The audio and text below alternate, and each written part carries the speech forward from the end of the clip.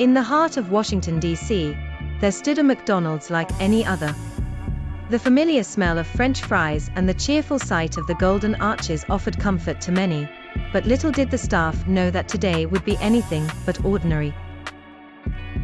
Sarah, the manager of this bustling locale, was pacing back and forth, organizing orders and ensuring seamless service when the doors swung open with a rush of cold air. Every head turned as a tall figure, accompanied by Secret Service agents, walked in. It was none other than former President Donald Trump. "Good afternoon, everyone," he bellowed in his unmistakable voice, a broad smile plastered on his face. The room buzzed with astonished whispers and excited murmurs. "Welcome, Mr. President." Sarah managed to stammer, her eyes widening in disbelief. "What brings you to our McDonald's?" With a chuckle, Trump replied, "I've always loved a good Big Mac. Thought I'd drop by and grab one myself."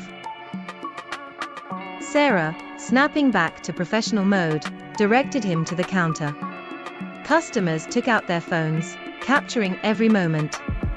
Some were delighted, others curious, but all were equally enchanted by this unprecedented visit. Sarah's team, usually unflappable during busy hours, seemed flustered yet thrilled. As Trump examined the menu, he chatted with the staff and even posed for a selfie with one overenthusiastic cashier. Finally, it was his turn to order. "I'll take a Big Mac, a large fries, and let's make it a Diet Coke," he said, the casualness in his tone making it seem like any other day. As the order was prepared, he mingled with the patrons, shaking hands, sharing light-hearted jokes, and even autographing a few napkins. Once his meal was ready, Trump took a seat in the corner, savoring his food with the mix of casualness and pomp that only he could muster. He munched on his fries, taking in the normalcy of it all, a stark contrast to the grandeur he's accustomed to. Meanwhile, the buzz in the restaurant reached a crescendo. Customers relished the unexpected brush with history, something to recount to friends and family for years to come. After finishing his meal, Trump stood up, thanked everyone for their hospitality, and left as abruptly as he had arrived, leaving behind an air of wonder and a flurry of excited conversations. As Sarah and her team cleaned up the aftermath of the whirlwind visit, they couldn't help but smile. "Well, that was something," she remarked, knowing it was a day they would never forget.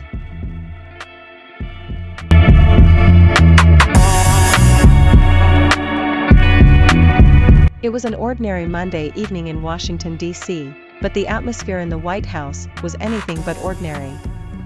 A sense of urgency and excitement had filled the air.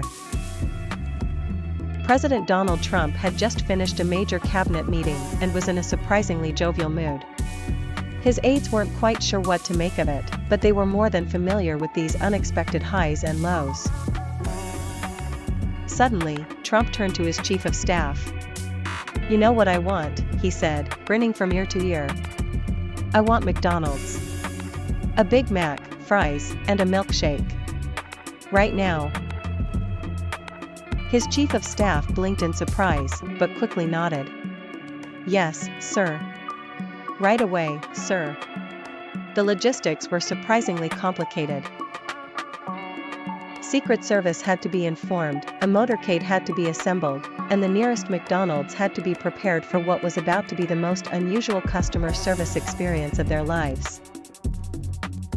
The restaurant manager, Jane, was just about to end her shift when the call came in. "We need to close the store immediately," said the voice on the other end. "The president is coming." Jane's jaw dropped. She gathered her team and rushed to get everything in pristine condition within a matter of minutes.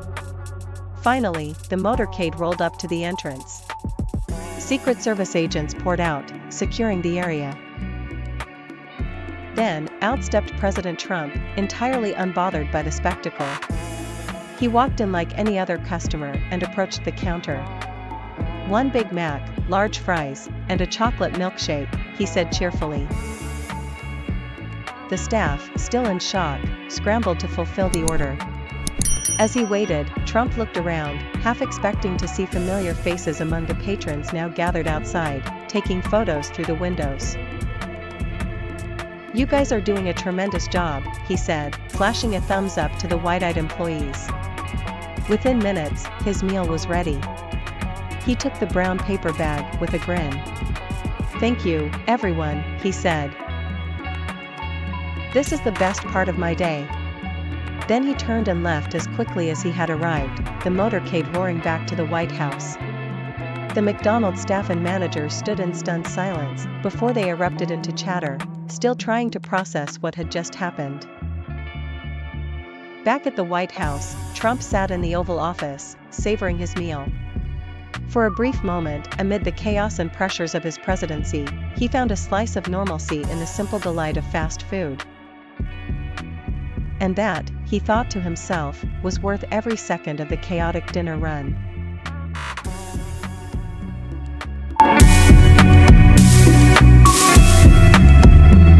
It was an unusually quiet evening at McDonald's. The usual bustle of customers had died down, leaving only a couple of employees behind the counter, cleaning up before closing time. Suddenly, the door swung open with a creak, and in walked a rather distinguished-looking man with a recognizable shock of blonde hair and a confident stride. It was none other than Donald Trump himself, but without the usual entourage or fanfare. The employees glanced at each other in disbelief. What was a former president doing in their small, nondescript outlet at such an odd hour? Trump's face, however, bore a look of pure determination. He approached the counter, his eyes scanning the illuminated menu board. "Good evening. Can I, help you?" stammered Jake, the shift supervisor, trying to hide his astonishment. Trump smiled, a bit weary, but nonetheless enthusiastic.